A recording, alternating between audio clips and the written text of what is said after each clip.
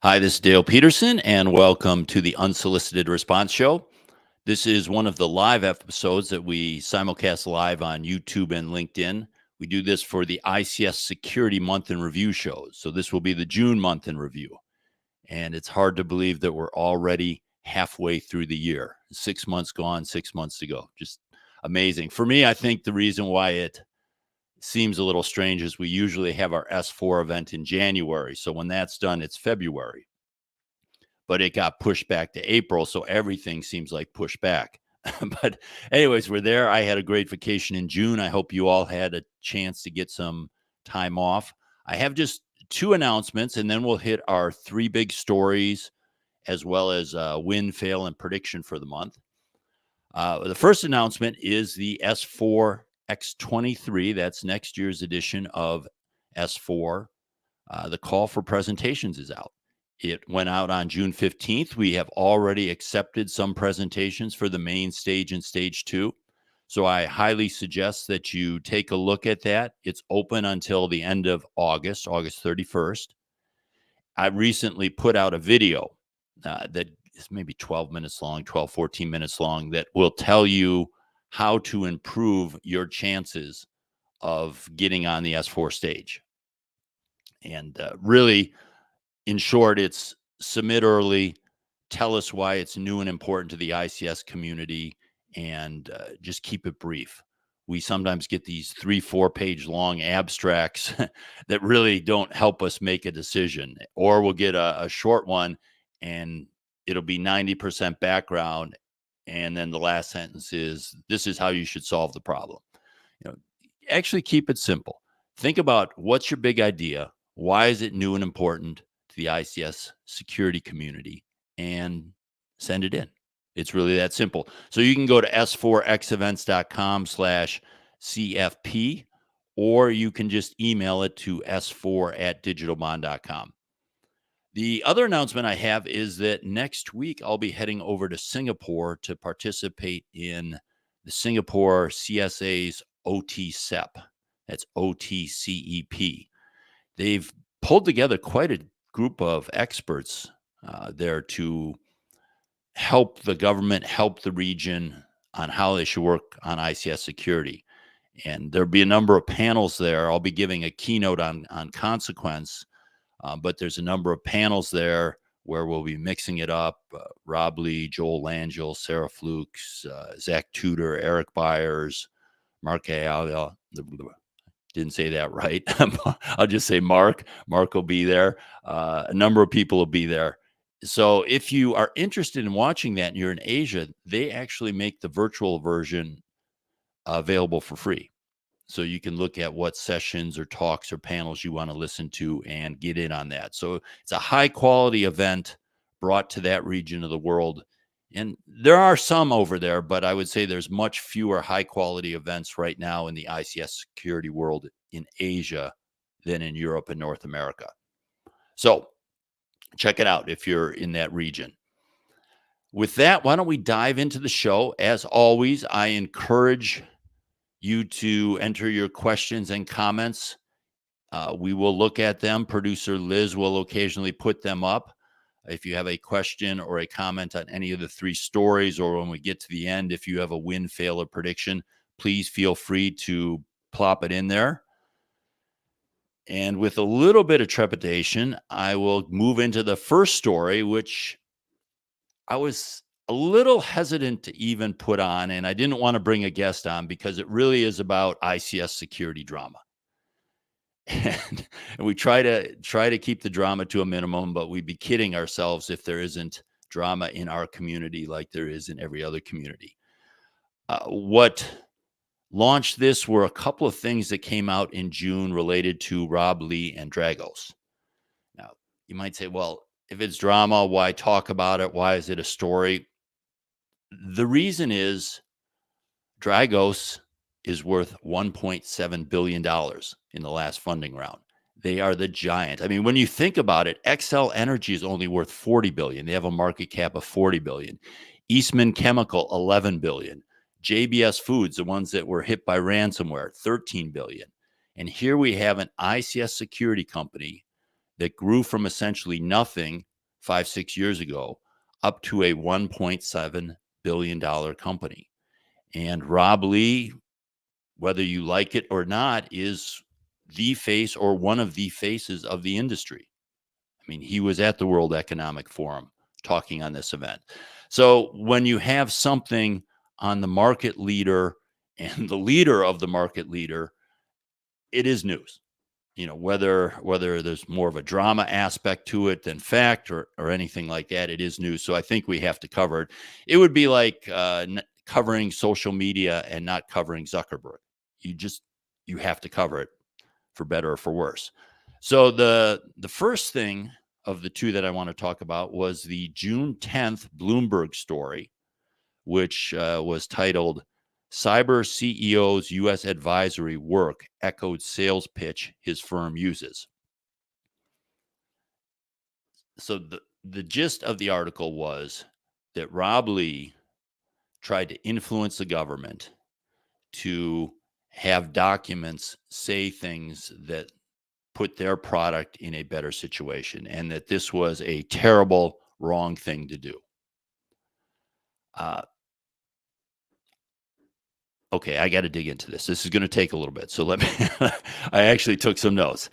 When you think about this, Rob or anyone, when you decide to start a company, you have an idea that you believe will be successful in solving a problem and will be a profitable solution. In this case, an important problem, securing the critical infrastructure. So you go into this effort to start the company with this belief.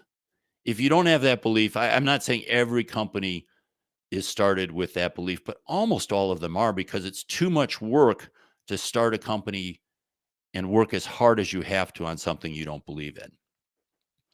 You then spend time and money building this company, putting in crazy hours, sacrificing a lot, tons of stress to come up with the best approach that you believe will solve the problem, as well as how to describe that approach and the problem solution to third parties.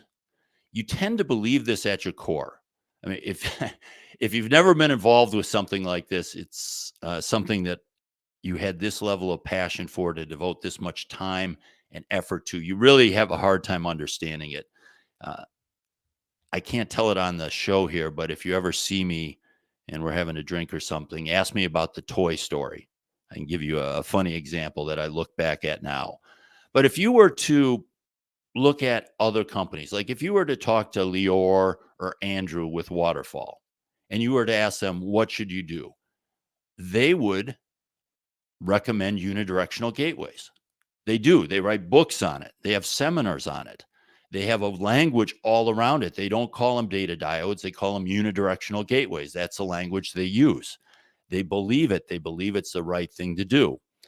Similarly, if you look at Eric Byers back in the Tofino days, same thing. He would explain why his solution was the best and why you should do it. I mean, when I talk to Ralph, he will go on and on about OT base and the problem it solves and why it's the right approach. You have your heart and mind, your blood in this effort.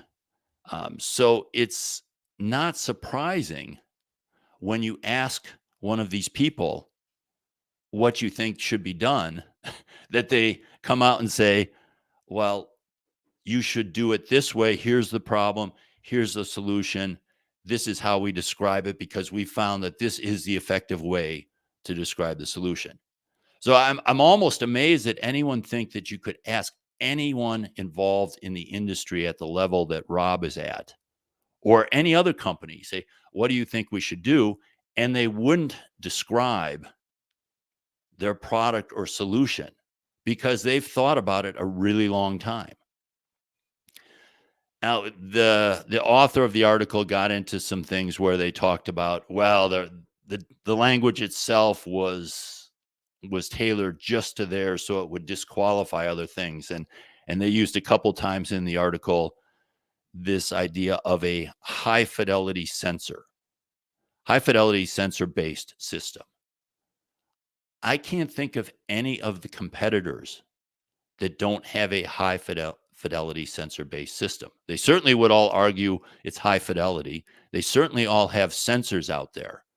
So that's not a disqualifying set of terms for anyone out there. I don't really get that point to the article. In a sense, he's saying if you were to make anything, you would say he's ignoring these other things and he's saying they should put priority on this product class. It was good for the entire industry, whether you think that's where we should be spending our money on or not. And then there was another quote on Keeper, and this one potentially you could say is the most damning. You have to really decide yourself how you would interpret this. They have a program called Neighborhood Keeper that they make available to a variety of asset owners that will collect data and send anonymized data back to them to share with the other members of Neighborhood Keeper, and as well for Dragos to analyze. And he said in an email, we're trying to say keeper without saying keeper.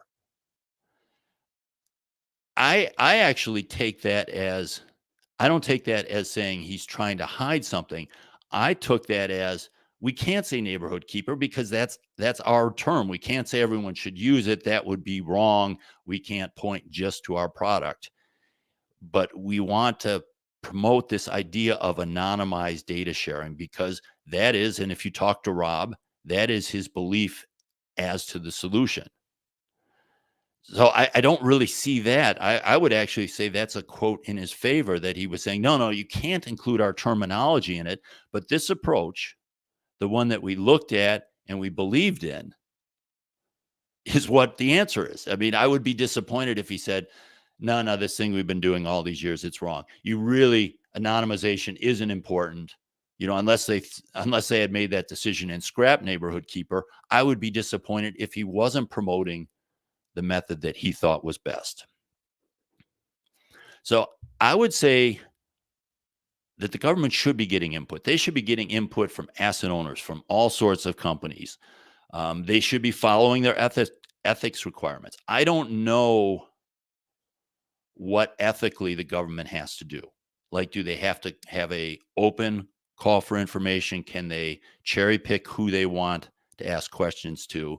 If anything, the article to me, if I was going to point out any flaw, it would be, did the government follow the right thing in gathering information? And there's some, I guess, hint or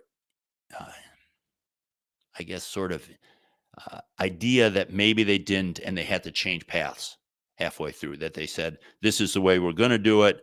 Oops, we can't just ask this person and use his language. We need to do some other things. So maybe the government didn't collect the information in the right way. But certainly I don't see, I think the Bloomberg article was a whole lot of nothing. I didn't see anything Rob did wrong there in promoting the approach that he thought was best, and that he's put his time, sweat, and money behind. So to me, that's perfectly fine. But now as I turn the page, I also have to say that, sometimes I get this feeling that Rob, Lee, and Dragos thinks their shit doesn't stink.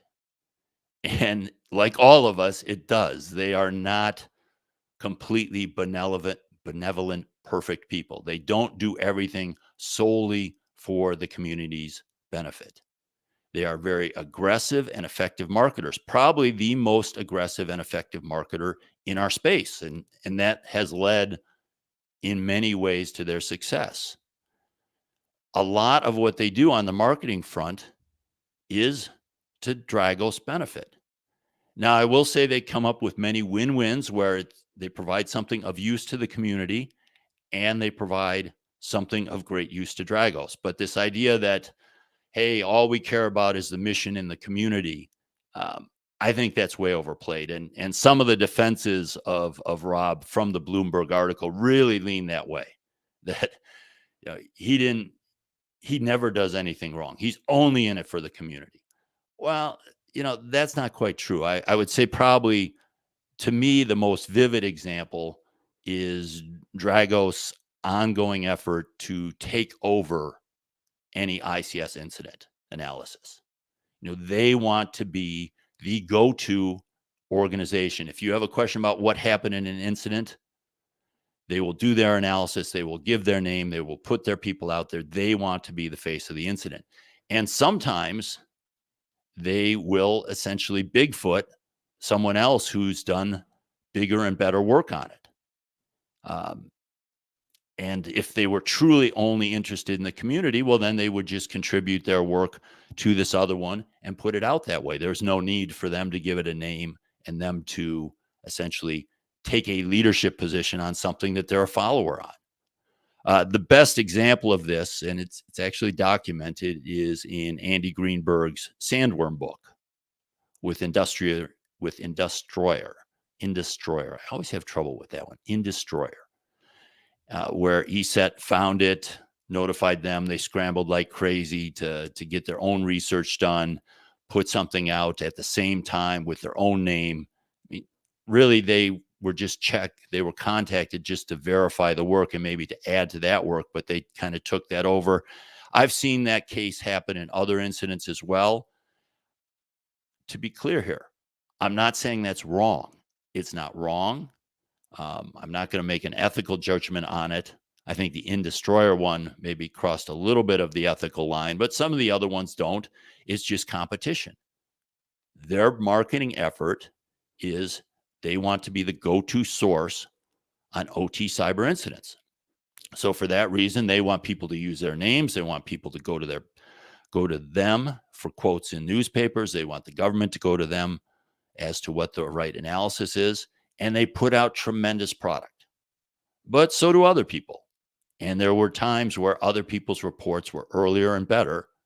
But rather than point people to that, they put out their own. So that's one. And I would say, much of what they do has huge benefits to the industry, to the community. I don't want to say that they ever work to hurt the community. I don't think they ever do something that if they hadn't done it, it would be better for the community. But this idea that everything they're doing is for the good of the community, whether it be Neighborhood Keeper or anything else, is something that, sometimes I choke on a little bit. That, yeah, this is a commercial endeavor. The other one that happened in June that I just want to mention is they came out with the Dragos OT-CERT. Which, again, they're going to put out information, make it available to asset owners, and this is going to benefit asset owners. But it's also a tremendous benefit to Dragos. This is not something that is being done out of the goodness of their heart. This is something that is a huge business benefit to Dragos. They get the contact information. You have to register with Dragos as an asset owner to get this information. Even more importantly than that, though, they get to be the funnel of information into these people's heads. So they get to actually, kind of what the U.S. government was saying, they get to have them talking about the threat agents in their terms. They get them talking about the right type of response. They get them promoting that, hey, monitoring and detection should get a larger share of your OT security budget. So it is far from, I would say it is far from benevolent. It is something that you could call a win-win, a win for the industry and a win for Dragos. But if they really were just interested in helping the community, they would anonymize their own data and put it out through some third-party source and not take credit for it. I mean, who cares who it came from? Wouldn't it be better to have a commonly sourced set of industry? But I don't think there's anything wrong with it. I actually think it's a smart business move. I give them credit. They make, from a marketing standpoint, I think they are sharper than anyone else. I just don't believe in the purity of the motives that is often claimed, that there is not some benefit to Dragos, and that was not a large part of the decision on what to do and how to set up the program. And you'll hear me, I look forward to seeing it be successful, but you'll hear me refer to it always as the Dragos OT-CERT, just like I would refer to it as the Kaspersky IT or ICS CERT. There's nothing wrong with a company having these and sharing this information with an audience that they select and having a relationship with that audience. I would do the same thing. But I wouldn't call it OT-CERT because it really isn't an OT-CERT. It is a Dragos OT-CERT.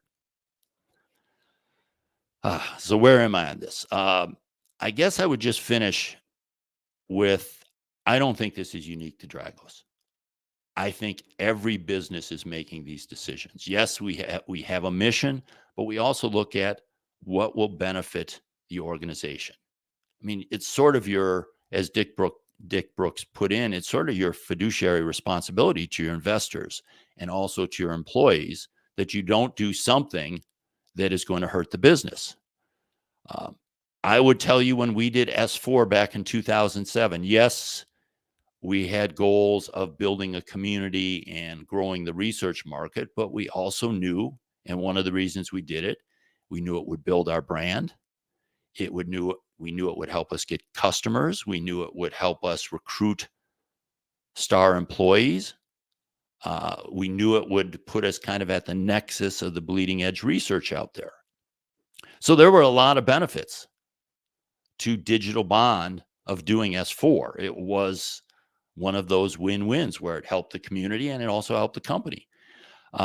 Even today, I don't have a bunch of employees now, so I don't have to worry about keeping them fed and keeping them in business. But even now with S4, I'm always thinking about, how does it make money? How do I grow the value of the event? Because maybe, 5 years from now, maybe I'll want to sell the event. So when I'm thinking about what to do for S4, yes, I'm trying to meet the mission, the create the future mission and provide this environment. But I'm also thinking, how do I make S4 more successful today and in the future?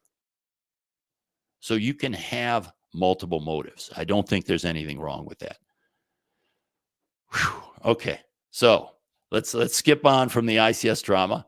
I didn't want to bring my first guest on while I was rambling about that because I didn't want to put him on the spot. But Liz, can we bring Daniel Santos on? Hi, Daniel. Welcome to the Unsolicited Response Show. Hi, Dale. Thank you for having me. Well, we've got you. You're on the road. You're traveling. So that's why you have that gorgeous hotel background behind you there. But I appreciate you taking the time. Daniel Santos is the head of security research at Videre Labs, which is a Forescout research arm. So Forescout essentially gave their research arm its own name and is publishing things under those.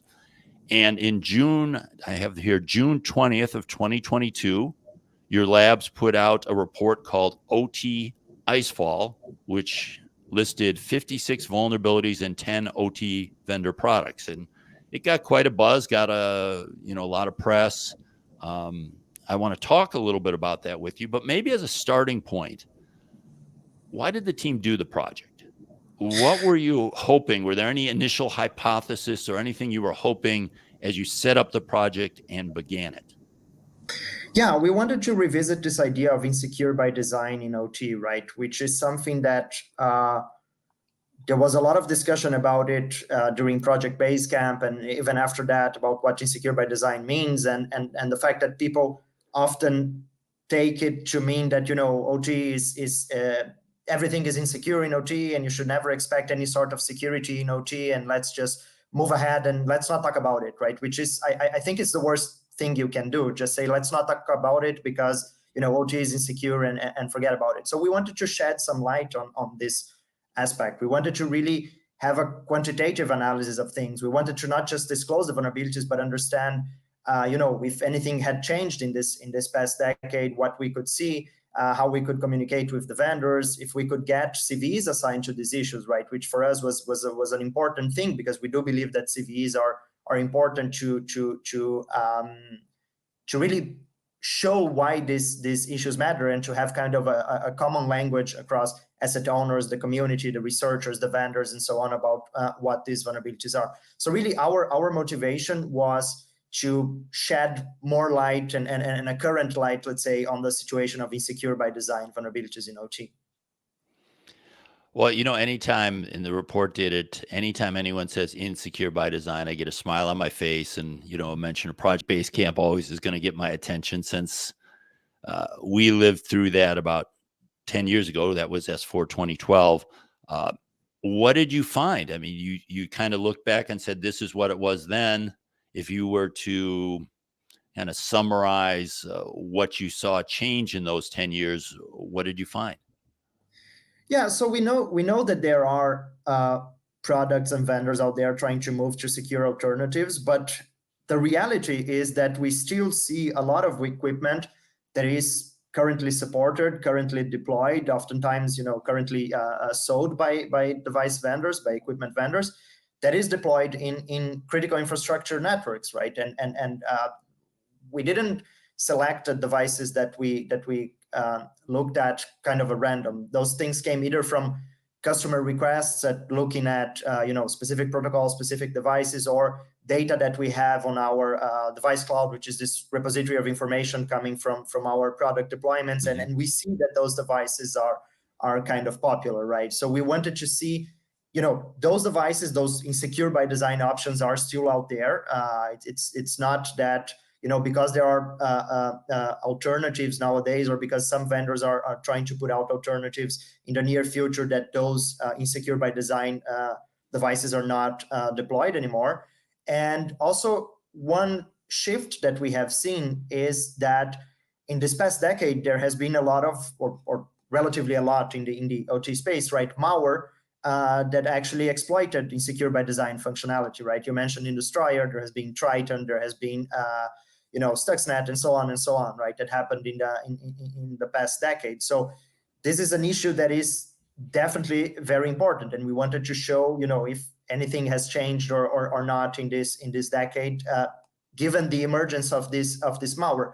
Another aspect that we looked into was the fact that several of those devices have some sort of security certification labels, right? Which was kind of surprising for us, and we are not pointing the finger at any specific certification program out there. It's just the fact that because there are no CVEs, because there are limited time for assessments and so on, security certifications maybe don't mean what people think that they mean, right? They're not necessarily a stamp saying this device is totally secure and don't worry about it. So those are some of the things that we saw kind of changing in the community, right? The emergence of malware, the emergence of more certifications, and the moves to some secure by design alternatives. And we wanted to see if that was reflected in the security state of products. Now, the list of products you had, that's what I caught my attention initially, beyond the insecure.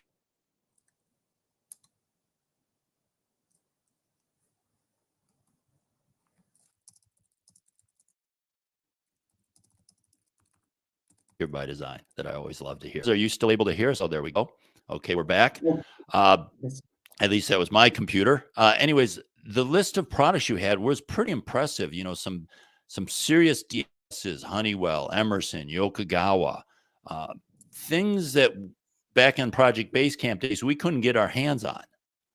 So I guess, how did you get your hands on those? Were those at client sites? Do you have those in your labs, in the Forescout Videre labs? Yeah, it's a mixture of everything. Some of them are at client sites. Some of the analysis came out of PCAPs and traffic captures that were shared by customers. Others, and many of them we do have in our labs. We have a big lab in Eindhoven in the Netherlands, where we did most of this research. And so it's basically a mixture, indeed, and software related to these devices and so on, right? So indeed, there are several sources there.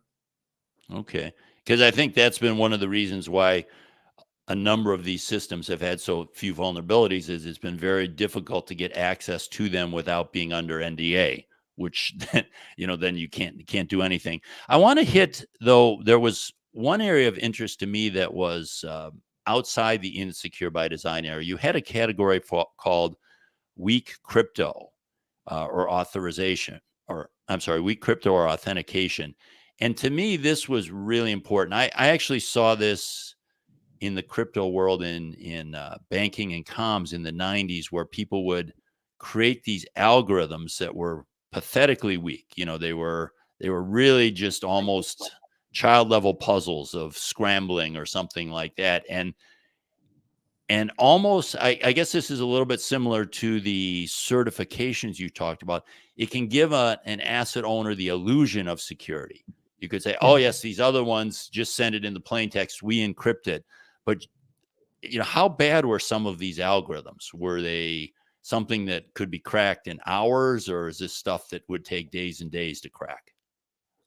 No, yeah, it's usually the fact that whenever you try to design your own homegrown crypto, it's typically not a good idea, right? I mean, just reuse what's out there and what's proven to be secure, and that's it. So yeah, in some cases it was pretty like rudimentary stuff that any decent cryptanalysis would break simply. In other cases, we kind of put a large category there. We also mix the plain text credential issues with, like, so basically either there's a spectrum, right, from no encryption to broken encryption to a little bit better encryption to fully secure encryption. That's what we wanted to discuss. And actually, one of the things that we also did was look at previous vulnerabilities related to broken and risky crypto being used in these devices, right? And we list several of them. Again, our issue with this report is not just to say that vulnerabilities exist, right, but kind of to compare them to the historical trend. And it's the same thing. Like, you see over and over again the similar kinds of mistakes happening, where organizations try to implement their own cryptographic algorithms kind of out of the blue, let's say, and it's things that can be broken pretty easily. Yeah. Well, you did get some pushback on the report, which we can compare to 10 years ago as well. It was actually funny. I think the strongest pushback you got was from Eric Byers.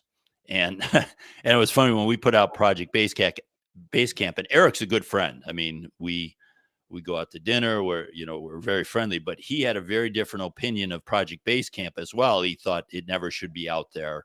It's funny, 10 years later, he was saying the same sort of thing. So I'll give him credit for consistency there. But he and I actually had a debate on the 2014 stage where, was Eric a SCADA apologist, or was I a SCADA dreamer, or something like that?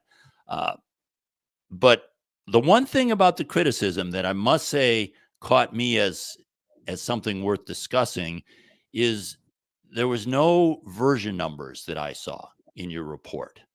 So I would think that at least you would have put out the testing version numbers, that we know this version has the problem. And I would have thought that you would have gone to the vendors and said, okay, we found this problem in this version.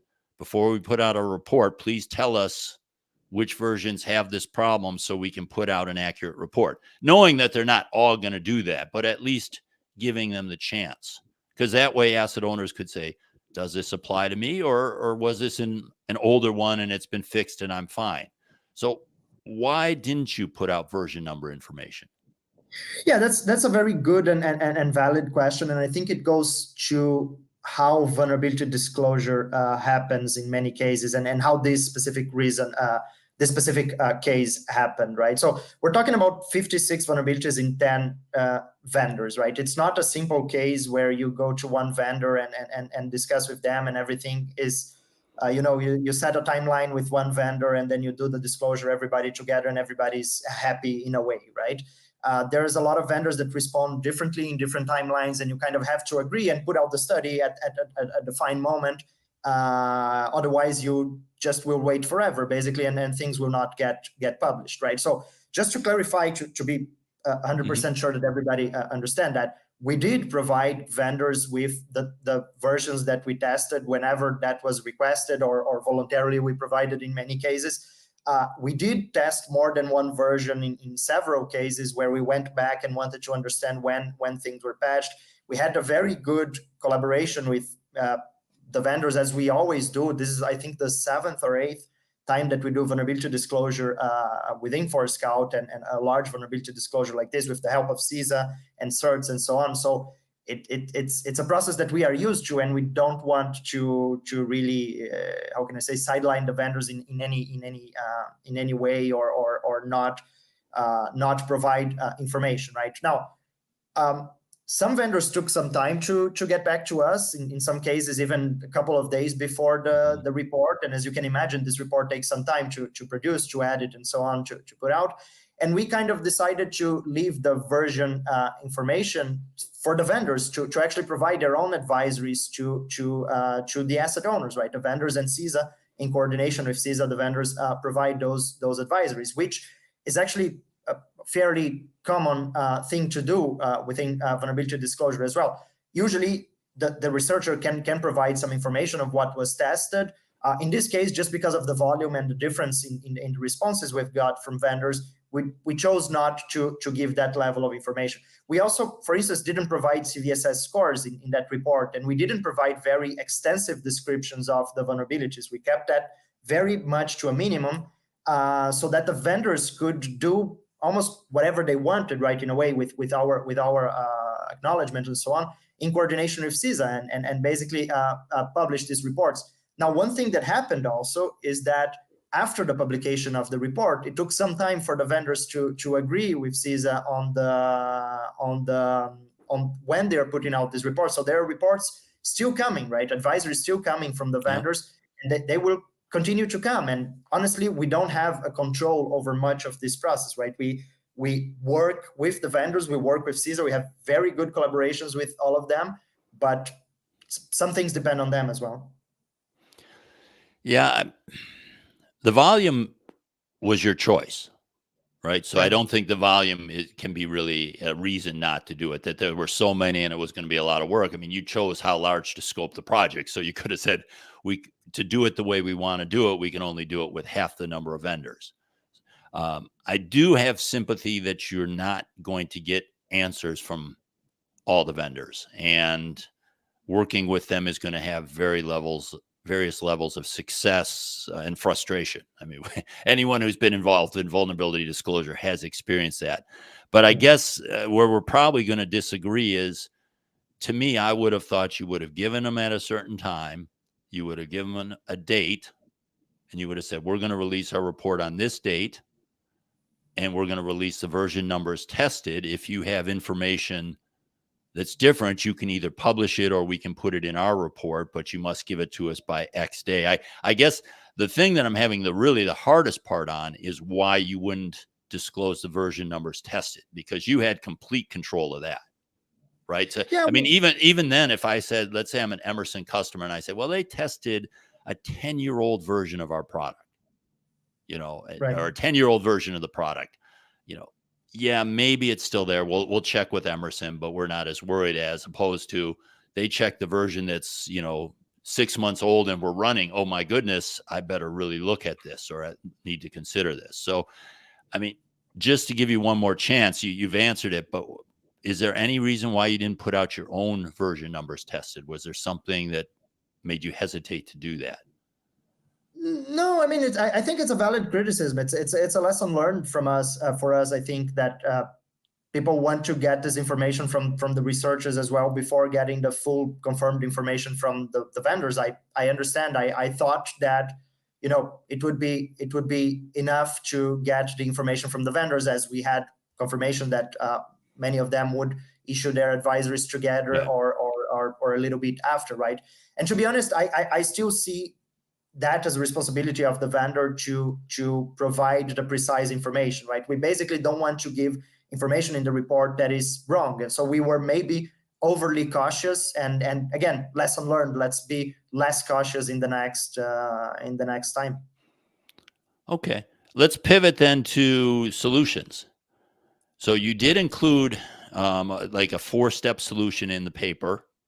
What should an asset owner do? And step 1 kind of is something I certainly in vogue, but I wonder what you think the benefit of it is to deal with insecure by design. It's discover and inventory vulnerable devices. If I know I've got a bunch of vulnerable devices that are insecure by design and can't be secured, what am I really accomplishing by creating a long list of these? And and tracking version numbers and all this other things in an inventory. How does that help me solve the problem? I think from my point of view, that's the basis, right? It allows you to do actually proper risk management, right? To identify risks, because that's one of the reasons also why we wanted to have these issues tracked and to have CVEs and so on, because then you understand what is actually affecting each device in which way, right? That's the point of start for the research, should not just say that, OT is insecure and move on. Let's talk about how each device is insecure, right? If it's a matter of I don't know, a specific protocol, maybe you can, I'm giving a hypothetical example, maybe you can block a protocol on a firewall. Or if it's a matter of a hard-coded credential, then maybe you can change that credential, right? If it's something that is configurable, and so on and so on. It's not just saying OT is insecure. Now you have a list of the devices and how they are insecure, and what CVEs apply to them, and then starting from that, you can decide on what to do, whether there is a patch, whether it's segmentation, and so on and so on. Yeah, and you do mention, I think step 2 was segmentation, and that, today, if access equals compromise on these insecure by device, then basically you have to prevent access, right? Or potentially detect access quickly and adjust to it. So I know that's certainly something to look at, and I know Forescout has some products that help you do that, as do others. I was a little bit surprised, though, that there was never, and this is something I've been hitting CISA on for a while, DHS even before CISA, there wasn't a recommendation to upgrade or replace the insecure by design. Yeah, I think that, again, that is one that goes to, we relied on the vendors to provide this kind of information, whether they have or not alternatives, or whether, a vendor will not say that another vendor has an alternative, right? But if CISA recommends this replacement or things like that, I think that indeed that is a valid point. The fact is that replacing devices in OT environments is typically very complicated, right? So we wanted to touch upon points that either we could help or that we thought were, let's say, feasible at a network level to help with these issues. But indeed, replacement in the end, when you're talking about insecure by design that cannot be patched or for some reason cannot be segmented, or segmentation will not reduce the risk to a point that the asset owner is comfortable with, replacement is the only option. Yeah, maybe I'm just having base camp flashbacks that, 10 years ago I heard that we can't do it, and now 10 years later I'm hearing we can't do it. It's at some point we're going to have to bite the bullet and say, yes, we can, and we are going to do it. But that's a bigger argument than this research project. So this was great work by the team. I probably should have led off with that. I'm always excited to see people dig into this. I thought that the way you segmented the report was really useful, in the different categories.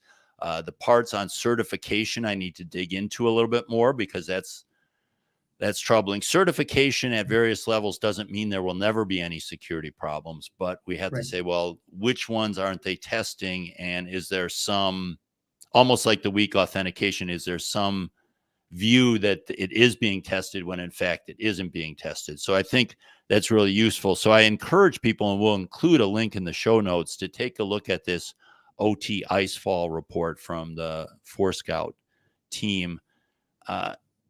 What's the team working on next? Can you give us any hints as to, are you doing first, are you doing more work in the OT security area? And can you give us any hints as to what you're looking at? No, absolutely. We're always looking at OT. At Forescout and at Fidelity Labs, we don't only deal with OT, we also look at IoT, medical devices, and other types of connected devices, but we are always looking at OT, specifically protocols, devices, and so on. The team is doing two main things now. We do vulnerability research, where we find disclosed vulnerabilities and present at conferences and so on, publish these types of reports. And we're doing threat reports and threat briefings now, also about threat actors that we see, that we track, and threat activity that we see either at customer networks or at other signals that we can capture. So we're kind of expanding the activities into looking into threats as well, and not just the vulnerabilities. But definitely there's more to come in terms of vulnerabilities, right? We are always looking at specific, field devices, level 1 devices, and what can be done with those, what that actually means as part of a real attack.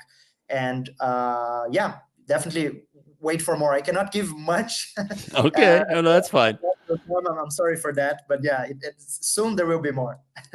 And so obviously if someone I tried it yesterday when I looked at the report again, you just Google OT:ICEFALL and you'll get to it on any search engine. And then if someone wants to reach out to you, I found you on LinkedIn. Is that where you're most active, or what's the best way for someone to reach out to you?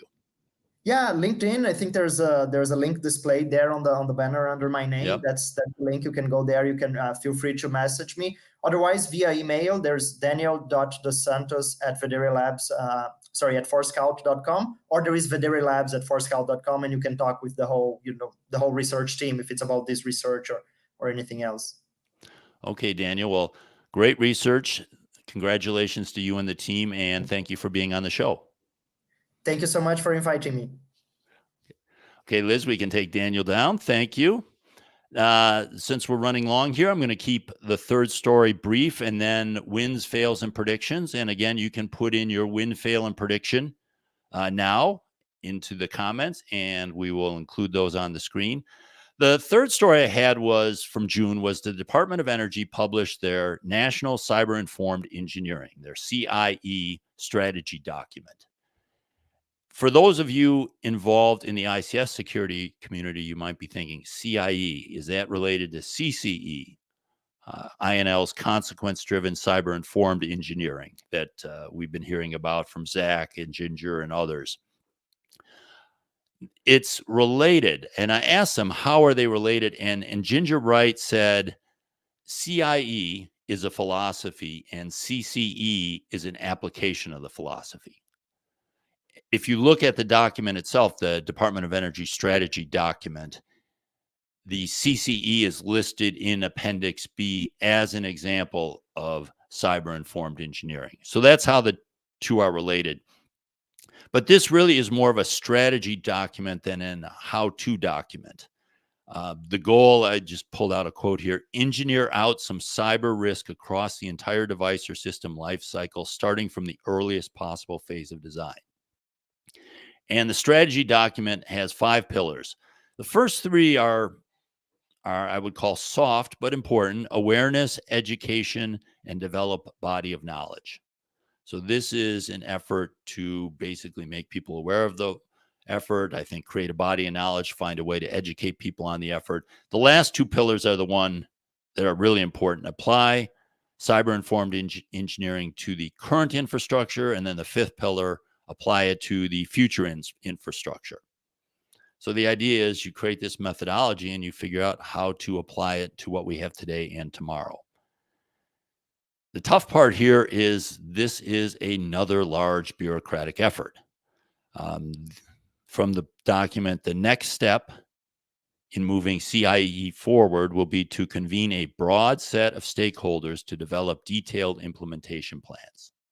And then they go through what's going to be done on each one of the pillars. So they're talking about bringing lots of people together, having them agree on something, creating large sets of documents. Not wrong, probably necessary, not really something I typically like to get involved with. I like to see some things with a faster win to them and a more certain win to them. So this is kind of something that is a long time coming. If you were to look at this document itself, I'll tell you my favorite part was page 9. They give 4 examples, and I think these are great examples of how cyber-informed engineering can reduce risk through consequence reduction. But again, cyber-informed engineering is a lot more than consequence reduction. So it's this gigantic thing. The examples, though, I really like the examples. The thing I like least about it was there was a section where they were talking about where they intermingled the concept of planned resilience and zero trust. Both important concepts, but not really the same thing. And I'd really like to see more effort on the planned resilience than on the zero trust. I think focusing, and this is what my keynote is at OT-CERT, I think the focus on consequence is much more important than this holistic guide, because we've got a lot of people working on the likelihood side of the equation already. We don't need to reinvent how to do that. It's this consequence side that's missing. And anytime you try to create this giant umbrella program that covers everything, it's first of all hard to pull off in a way that's actually usable. And secondly, you're redoing a lot of work that might not be of value. So anyways, that's my thought. I would suggest you check it out. Just like I think you should check out the CCE book. I think there's a lot of gems in that book. This CIE document is higher level and something worth looking at. So with that, that's my third story. So let's shift into wins, fails, and predictions. Actually, I had two quick wins. One was this paper, and I'm going to murder the author's name, Azilant, Sidon, and Dolovici. No, Doloshvili. I'll include a link. I apologize to the authors. It is a tremendous paper demystifying the myth of the 85%. And this looks at the myth, you always hear over and over again that 85% of critical infrastructure is owned by private industry. They actually looked at it. For example, in water, they found 86% of the population is served by the public sector. And I've written 2 articles on this document. I'm probably even going to talk about it more, but I think it's an incredibly important paper and a big win. The second win is TSA is modifying their regulations after the Colonial Pipeline. So they came out, the TSA regulations actually managed to get the fail of the month 2 months in a row for what they did. They listened to industry. I haven't seen what's been going on. I haven't seen the gory details, but they're focusing on a performance-based model. Industry seems happier now. It's probably not a lot of busy work or certainly less busy work. So I'd have to give TSA some credit that they saw what they did was a mistake and they had the humility to change course. So that's a huge win. We all need to do that more often. Find out where we're going wrong, admit this was not the right direction, and shift. My fail came from Google Project Zero, where they had a report that half of the 0 days identified in 2022 were not fixed by the patch that was issued. So the 0 day came out. The vendor put a patch out that probably addressed a proof of concept attack. So the attack code that identified the vulnerability no longer worked, but they didn't solve the core problem. This happens over and over again. We saw this. I know this used to drive Reed crazy. We actually saw the most blatant example was with Code Assist, where Reed found this example that allowed him take advantage of insecure by design and basically own the device all the way down to the OS.